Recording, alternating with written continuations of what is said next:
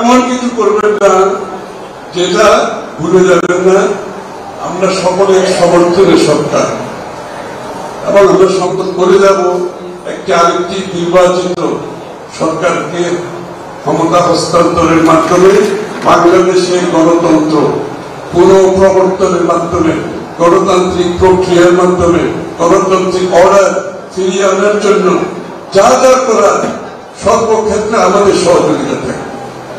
এর বাইরে কিছু করলে সেই সমর্থন বেশি দিন থাকার তো কথা নেই। সুতরাং আমি অনুরোধ করব আপনাদের কথাবার্তায় আচরণে এর বাইরে কিছু যাতে পরিলক্ষিত না হয়, কারণ দেশটাকে আমরা ঐক্যবদ্ধভাবে গঠিত করতে চাই। বাংলাদেশ যে গর্তের মধ্যে পড়েছে এখান থেকে যদি বের হতে হয় একটা জাতীয় ঐক্য আমাদেরকে গঠিত হবে। জাতীয় ঐক্য বলতে কি বোঝায়? বাংলাদেশের সবকিছুতে জাতীয় ঐক্য হবে না, কারণ প্রত্যেকটি দলের নিজস্ব দর্শন, ভাবনা, চিন্তা আছে, এটা মাথায় রাখতে হবে।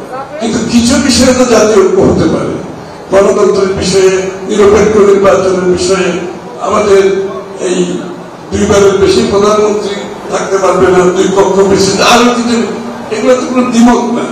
সুতরাং এই বিষয়গুলো আমরা ধরে নিয়ে আমরা যত তাড়াতাড়ি সম্ভব আমরা ঐক্যবদ্ধভাবে জাতিকে এই গর্ত থেকে যদি উঠে আসতে হয়, যিনি কিন্তু আমেরিকার ব্রিটেনের বিরুদ্ধে যুদ্ধ করেছেন, আমেরিকার স্বাধীনতার জন্য, আমেরিকার সংস্কারগুলো সব আজকে যে আমেরিকার এখানে দাঁড়িয়ে আছে, মূল সংস্কারের পেছনে কিন্তু জর্জ ওয়াশিংটন এবং ওনার কোম্পানির যারা ছিল, এবং আমেরিকার যে ফান্ডামেন্টাল যে এই ইস্যুগুলোর পরিবর্তন, এটা উনি দিয়েছিলেন এবং উনি প্রেসিডেন্ট ছিলেন।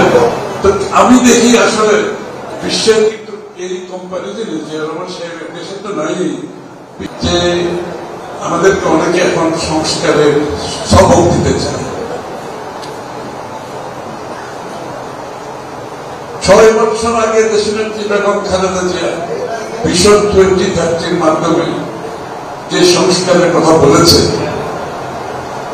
যে 2 বারের অধিক প্রধানমন্ত্রী থাকতে পারবেন, এটা 6 বছর আগে, 2 বছর আগে, 6 বছর আগে 2 বারের বেশি প্রধানমন্ত্রী থাকতে পারবে না, 2 কক্ষ বিশিষ্ট সংসদ, প্রেসিডেন্ট এবং প্রধানমন্ত্রীর ক্ষমতার ভারসাম্য 6 বছর আগে বলেছে।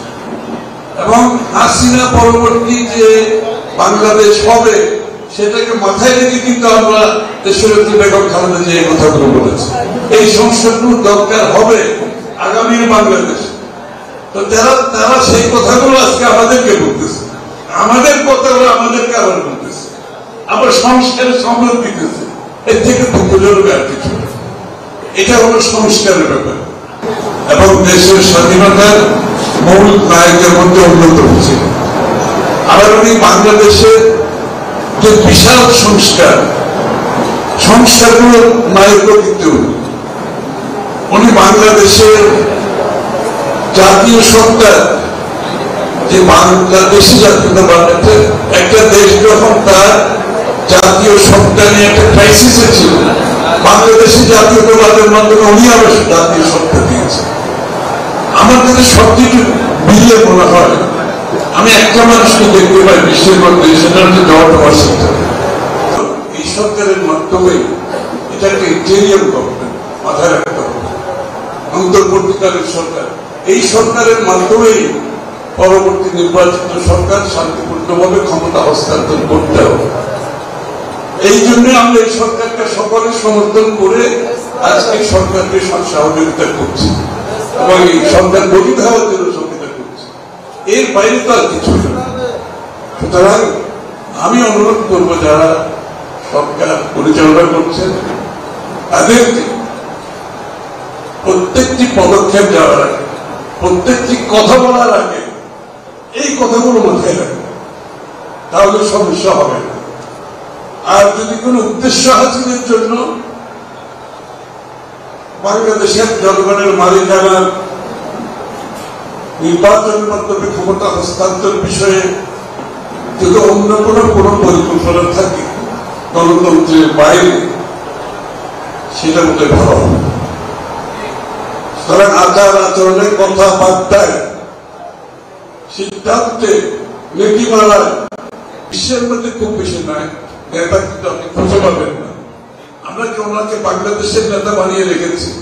আসলে সবকিছু মিলিয়ে যদি দেখি এই পর্যায়ের নেতা, তাও মাত্র ৩-৪ বছরের মধ্যে উনি যে কাজগুলো করেছেন, যে সংস্কার, এই দলের বিএনপির জন্মই হয়েছে সংস্কারের মাধ্যমে। যারা সংস্কারের কথা বলছে আমি তাদেরকে বলবেন একটু বিএনপির জন্মটা কি কারণে হয়েছে এবং সেখান থেকে যে সংস্কার আজ পর্যন্ত হয়েছে। বাংলাদেশের যত সংস্কার হয়েছে রাজনৈতিক, অর্থনৈতিক, সামাজিক, 90% সংস্কার করেছে বিএনপি। তো সুতরাং আমি বলতে খারাপ লাগে, আরেকটা শুনতেছি আমি ইদানিং যে মুজিববাদ জিয়াবাদ। আপনার জিয়াবাদ আপনারা কোনদিন বলেছেন কেউ? আমি তো কোনদিন জিয়াবাদ বলি না। মানে এই আবিষ্কার কে করলো? যে বিএনপি যে জিনিসটা আবিষ্কার করতে পারে না, যারা বিএনপির বিরোধিতা করছে তারা জিয়াবাদ আবিষ্কার করে গেল। আমরা জিয়াউর রহমানকে প্রতি মহামানব বানাই নাই। আমরা 3 বার ক্ষমতায় ছিলাম। জিয়াউর রহমানের পোস্টার রেজিস্টার এয়ারপোর্টে দেখেছেন কোনদিন? কোন বিশিষ্টতাকে জিয়াউর রহমানের ছবি দেখেছেন? আমরা ক্ষমতাকালীন সময়ে আমরা কি জিয়াউর রহমানের মূর্তি বানিয়ে রাস্তায় গিয়েছি? জিয়াউর রহমানকে আমরা আমাদের দলীয় চর্চার মধ্যে জিয়াউর রহমানের জিনিসগুলো আমরা আলোচনা করি, কিন্তু রাষ্ট্রীয় পর্যায়ে বিএনপি 3 বার ক্ষমতায় থাকতে রাষ্ট্রীয় পর্যায়ে জিয়াউর রহমান নিয়ে আমরা জিয়াউর রহমানকে মূলধন করে রাজনীতি করি নাই। আমি পরিষ্কার ভাবে বলতে চাই, তো যারা জিয়াবাদ আবিষ্কার করতে চায় তারা উদ্দেশ্য বোধে ভালো না। কারণ যখন কিছুই খুঁজে পায় না তখন ওদেরকে এই ধরনের কিছু কিছু আবিষ্কার করতে হবে। আমাদের রাজনীতি হচ্ছে বাংলাদেশ স্বাধীনতা সংগ্রাম, স্বাধীনতা পরবর্তী উন্নয়নের জন্য। এগুলো তো ইতিহাসের উপর ছেড়ে দিতে হবে। ইতিহাস কথা বলবে। আমাদের সমস্যা হয় কি, যখন রাজনীতিবিদরা ইতিহাসবিদ হয়ে যায় তখন এই সমস্যা। বিএনপির রাজনীতিবিদরা ইতিহাসবিদ হতে চায় না। পরিষ্কার করে বলতে চাই, আপনারা তো সব বিজ্ঞাপন চেয়ে অনেক বিজ্ঞাপন, জিয়া পরিষদের সব আপনারা নামি নামি শিক্ষিত সুশিক্ষিত মানুষ, আমি তার বলার দরকার হয় না। আমরা রাজনীতিবিদরা ইতিহাসবিদ হব না। আওয়ামী লীগের লোকজন ইতিহাসবিদ হয়েছে, আর এখন দেখা যাচ্ছে নতুন নতুন ইতিহাসবিদ বের হয়ে যাচ্ছে। এরা আবার নতুন নতুন ইতিহাস আবিষ্কার করতেছে। এই হলো ইতিহাসের কথা। আর একটা কথা বলে আমি বক্তব্য শেষ করে আমাকে যেতে হবে, সেটা হচ্ছে যারা আজকে সরকার গঠিত হয়েছে প্রফেসর ডক্টর ইউনুসের নেতৃত্বে, আমরা সমস্ত জাতি, সমস্ত রাজনৈতিক দল, বাংলাদেশের সকল মহলের সমর্থনে কিন্তু এই সরকার গঠিত হয়েছে।